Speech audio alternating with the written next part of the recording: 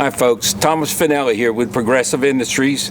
We're getting ready to install the EMS HW30C and a 2008 Monaco Monarch. We're going to open up the compartment and we'll figure out where we're going to actually place the unit. Move all the stuff out of the way here. This unit can mount in any direction, upside down or wherever. It's best to get it out of the way for the RVer. Looking in here, we need to determine where we're going to position it and what would be the best location for putting this. There's some things that you need to remember. This has to be screwed to the wall of the storage compartment here. Up on the top part up here, I'm not certain what's behind that. It very well could be a water tank or a holding tank or something underneath the bed up there. So I choose not to mount up there. Even though his transfer box is over here, the power cord runs all the way across and comes down out the bottom there. In a case like this, there's a couple options we could do. We could actually mount it back here. We can mount it on the side over here. Since the power cord's already running up over this way, I think I choose to mount it on the side over here. There's nothing behind that panel over there, which we've already examined. So that's where we'll choose to mount it. On this installation here, the easiest way to do this is just going to be to cut the power cord, go onto the input and output side of the EMS mounted over on the wall here. The other option you would have would be to take your power cord out of your transfer box, supply another piece of cable to go back into the transfer box. Most of the time you don't do that because it's a lot more time consuming in labor if you're paying to have it installed. So you want to keep that in mind. Things you want to remember in mounting this: once you get the lid off, it's hard to know which is the input and output. Always remember where all the small wires are, that's the input. That's coming from the shore power pedestal. So your input wires come here, going to the RV, goes on that side. So we're going to have this here is going to be mounted up here. We're going to kind of mount it a little bit of an angle, about like that right there. That way there it'll go down and actually go out the porthole down here for your power cord very easily. You want to allow about 3 inches or so to go inside the EMS. So once we know where it's going to go, we're going to cut the power cord. Of course, here I know the RV is not plugged in anywhere or anything like that, so make sure you always have it unplugged. You need to strip the wires back approximately 3 inches. I don't measure, I just take a guess. Cut the outer jacket off. We need to strip the wires back about 3/8 of an inch is sufficient. In your packet kit, you'll have a whole bunch of different screws for the lid, your ground wire, and your lugs to go onto the ground wire to anchor to the EMS itself. So we'll be putting that on here now. Now this is going to be attaching to the output side of the unit. Don't over tighten the wire restraint. You'll crimp the wires in there and you can short them out. Now when you're attaching the wires in here, it's critical you get the correct color wires correctly. And on your contactor on the 30 amp, it'll have an L1 and L2. That's your input side, and T1, T2 is your output. Now that we got the wire installation stripped back on each of the wires, we need to install them to the contactor itself.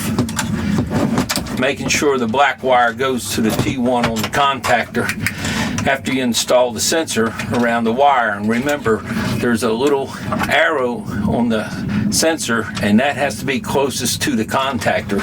It'll work in either direction, but it's more accurate in this direction. The wire just goes through it. You don't wire tie it, you don't tape it, you don't do nothing. It just sits around it, and what that does is pick up your amp draw. Then the ground wire gets attached to the side with the green screw and the green nut that was provided in your hardware package.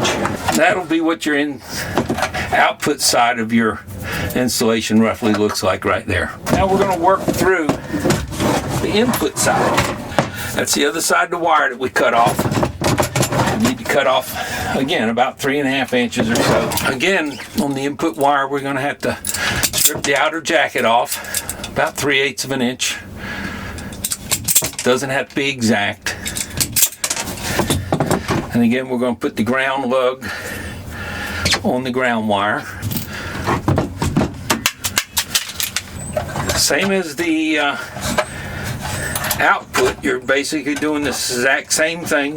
Got to make sure all the wire strands are underneath the screw before you tighten it down. The white goes to, on the input side, to L2, and the black goes to L1, and of course the ground will be attached to the side with your other green ground screw. Okay, now everything's done. The wire restraints are tight. Ground wires are hooked up on each side here, tightened down. All the input and output wires are torqued down, and your current sensors over the black wire with the arrow closest to the contactor side. That portion of it being done, the next thing you're going to do would be to figure out where you're going to mount the unit. And again, where we were talking about is going to be right up here like this. As we checked earlier, as far as mounting on this wall, we already checked that in between the compartments here, most RVs will have space between one another. Not enough to run your whole hand up there, but to where you can put screws into the retaining wall there. There's 4 screw holes in the base of the surge protector that you put the screws through already there. We've got it mounted on the retaining wall where we planned on mounting the unit. All 4 screws are in there. It's not going to go anywhere. It can bounce up and down these nice smooth highways that we have. Next thing we need to do before we button it up is going to be to install the remote display. And in this case, we're going to temporarily hook it up because we're going to be putting the dual display kit into this, where he'll have a display outside and one inside in the RV also. This is not a regular telephone cable. You cannot use a telephone cable in conjunction like this here. This is a data cable. It's wired a little different than a regular phone cable, and it plugs in like a phone cable, but the wire ends on it are wired different. Data cable straight through wiring, and phone cable is crossover wiring. This is your display. The little switch on the front of it is your bypass switch.